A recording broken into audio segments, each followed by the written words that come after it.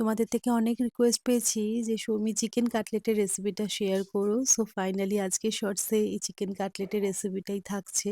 Hey everyone, welcome to another video in my mini blog series. এই chicken কাটলেটটা কিন্তু আমি মেনলি বানাই তোজোর জন্যই, কিন্তু খেতে এতটাই ভালো হয় যে একটা দুটো আমাদের জন্যও বানিয়ে রাখি। তো দুটো ভাবেই তোমাদের সাথে শেয়ার করে দিচ্ছি। বাড়িতে টডলার থাকলে ডেফিনেটলি এইভাবে তোমরা ট্রাই করো। আমি কিন্তু চিকেন কাটলেট বানানোর সময় চিকেনটাকে প্রথমে বয়েল করে নিই, তারপরে ওটা মিক্সিতে দিয়ে একটা পেস্ট বানিয়ে নিই। একদমই জল ইউজ করবে না। এবার ওই পেস্টটার মধ্যে আমি একে একে দিয়ে দিচ্ছি পেঁয়াজ কুচোনো, ধনেপাতা কুচোনো, গোলমরিচের গুঁড়ো, একটু হলুদ আর স্বাদমতো নুন। তো এই সমস্ত ইনগ্রিডিয়েন্টসগুলো দিয়ে প্রথমে ভালো করে মিক্স করে নেব। আর তারপর এটা আমি তোজোর জন্য বানিয়ে রাখছি।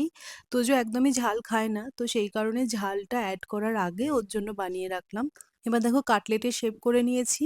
আর এটা না জাস্ট আমি একটু প্যানকোতে কোট করছি। আমি কিন্তু ডিমে ডিপ করা বা কর্নফ্লাওয়ারে ডিপ করা ওগুলো করিনি।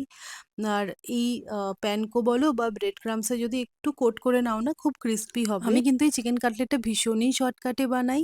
তো এবার আমাদের জন্য যেটা বানাচ্ছি তার জন্য আমি ইউজ করছি চিকেন মশলা, আর দেবে রেড চিলি পাউডার, আর একটু গ্রিন চিলি। ঝাল ঝাল হলে খেতে বেশি ভালো লাগবে। তারপর ওই সেম প্রসেসে কাটলেটের শেপ দেবো।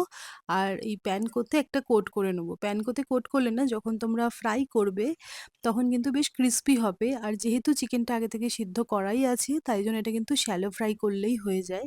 তাই বাচ্চাদের জন্যও খুব ভালো, আর আমরাও কিন্তু এটা খেলে একটা হেলদি অপশন। তো এবার এই যে চিকেনটা বয়েল করেছিলাম, চিকেনের স্টকটাকে মোটেও ফেলে দেবো না। তো একটু বাটারের মধ্যে আমি রসুন পেঁয়াজ দিয়েছি আর একটু শ্রেডেড চিকেন দিয়ে একটু নাড়াচাড়া করে নিয়েছি। আর ওই চিকেন স্টকটা এর মধ্যে অ্যাড করে দিয়েছি, কর্নফ্লাওয়ার দিয়েছি, আর অল্প একটু আমি সোয়া সস অ্যাড করেছি। খুব ভালো হয়েছিল, মানে এরমভাবে তো চিকেন স্যুপ তোমরা সবাই জানো আশা করছি। আমি যখনই এরমভাবে চিকেন কাটলেট বানাই আমি এইটা দিয়ে একটু স্যুপ বানিয়ে নিই। আর লাস্টে আমি একটুখানি ডিমের যে সাদাটা সেটা ভালো করে ফেটিয়ে নিয়ে অ্যাড করেছি, তাহলে একদম রেস্টুরেন্ট স্টাইলে স্যুপটা হয়ে গেছে।